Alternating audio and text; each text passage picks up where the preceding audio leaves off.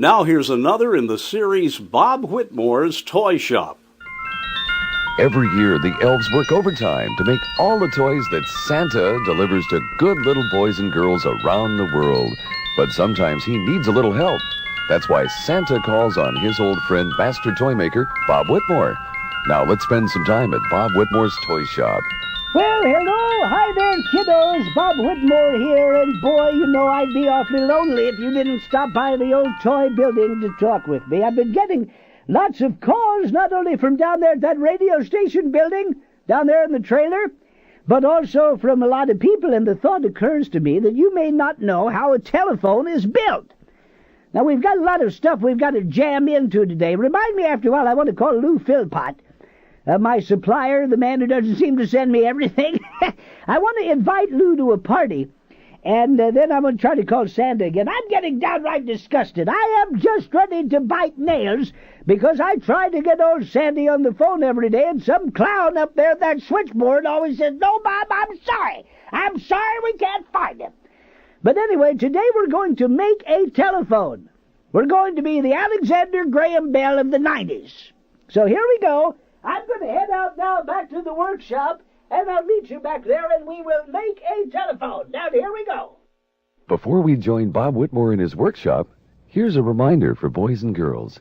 Electric tools such as saws and drills are for big folks, moms and dads, and master toy makers like Bob Whitmore. Remember, play it safe, and let adults handle all big tools. Well, hi there, kiddos. We're back here in the workshop, and I'm going to get my small hand tools here because today we're going to make one of the most important gadgets you could have, and that's a telephone. Now, what we did is I went out and bought a phone. I figured that'd give me a head start.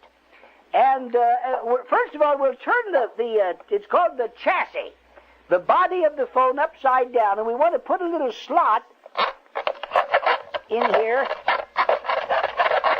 because that's where the wires have to be stuck through. Wait a minute. I tell you what, I need to get a bigger hole in there. Just a minute. Let me get my drill out here. There's these tools. These tools are so handy. Let's drill a hole in the phone here.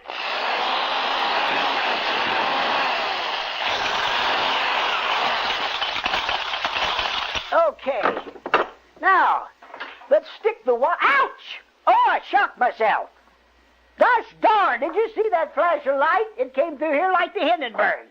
But I can't get a dial tone now. Wait a minute. Hello? Hello? No, this thing is deader than a doornail. I just can't. Oh, hi, Debbie. What's up? The phone company wants to know if you're playing with the wires. Half the city's out. Playing? Ooh. By the way, did you see that flash of light? No, but the light dimmed. Everything dimmed. Oh, phew. I think I'll call Lou and see if I hope I didn't mess up everything on his side of town. I'll tell you what, I'll meet you up front. When was the last time you had a rich, delicious, greasy, cheese-filled hamburger just like the ones they used to make at Kramer's drugstore? Well, your chance is back to savor the incredible treat you remember from your childhood, when bags of burgers didn't have writing on them, when the grease sopped through, when the smell permeated your dad's Buick, and the shakes were so thick you could turn them upside down and they never fell out. Well, the golden age of burgers is back at Bouncing Bob Bingo's Burger Balloon. Yes, the same charbroiled flame that lifts Bob's balloon into the sky broils the burgers that are quickly making him famous. Then he descends to give yet another neighborhood the thrill of a lifetime.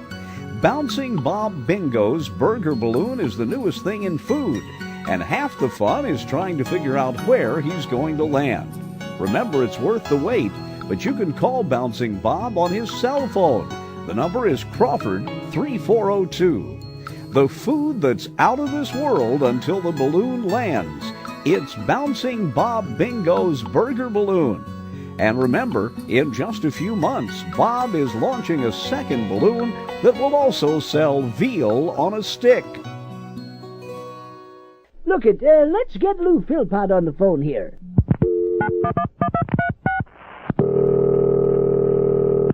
Philpott's Toy Parts. Hello, Louis. Bob Whitmore? Well, hi there. Say, I want to invite you to the big party. Party? I love parties. Bob. We're having a party. Now, it's going to be an odd party. You know, the problem is all the elves and everyone up there at Santa's village are so busy Yeah. that we're going to have the party after Christmas. I think that makes sense. A lot of stores, you know, they have sales after Christmas sales. And you're going to have an after-Christmas party. After Christmas party. And That's a great idea. One little suggestion from you. Seem to be the expert. You seem to be kind of a sage, an oracle, a person who has a vast amount of knowledge, kind of a cornucopia of information, a person who's a plethora, just a regular digit head. Get around, son. I've heard that. Now, Lou, I'm just wondering if we have 200 people there, half of whom are elves, and the others are just workers, people such as myself, hangers-on sluggos like you, get invited. Getting free food, yes. Yes, I just wondered how much bologna should we have?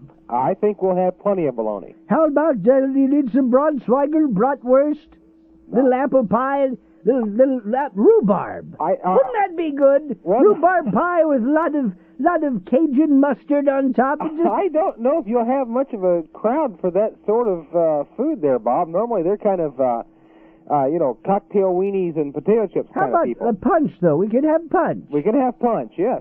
I think a good apple cider punch would be very good. Oh, wouldn't that be nice? It's so cold up in this time of year. A little bit of warm cider would be very good. Well, listen, could you send me over a menu there? You know my address. That other stuff showed up. Yeah, we had the 1, 2, 3, 4 Strawberry Lane. Salisbury. Salisbury Lane. I'm No, sorry, you're yes. going to send that stuff to the city dump again. I Okay, just know it. Well, well, thanks, Lou. And as we have a always happy say, holiday, Bob. at least. I'm sorry, I got busy. I haven't opened many of these yet. Let's get this one open here. It says, Dear Santa, I'll make sure the old man gets these. This is from Larry Mark. No, just Larry Mark. I guess his last name's Mark. Larry, Larry, this might be a toughie. Larry says he wants a cow. Well, let's give old Santa Claus a call.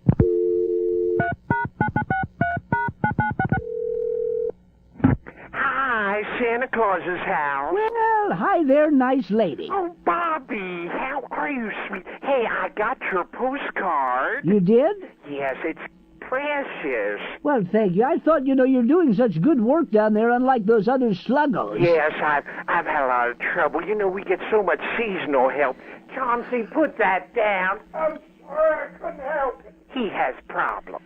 Well, is he Mr. Chauncey Rose? Yes, you know him? Well, yeah, he and I went to school together. I just can't seem I to... had no idea you were that old. Well, he was a class ahead of me. Actually, I was in a class by myself, but we won't talk about that. Well, there's no doubt in my mind, Bob. Well, listen, nice lady, could you attempt... Oh, in just a twinkle of an eye. Hold on to your girdle. Twinkling of an eye. Santa Barbara Police Department. Oh, no. The last time we tried, we got the Santa Ana Water Department. Now we got the Santa Barbara Police?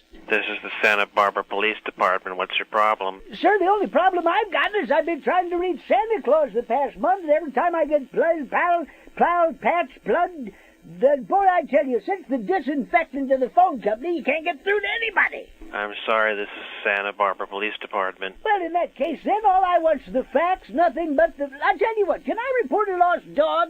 Yes, sir. I have this terrible feeling that I may be 100 years old before I ever get to talk to Santa. Well, goodbye, kiddos. So join Bob again next time as we continue the series between now and Christmas Eve.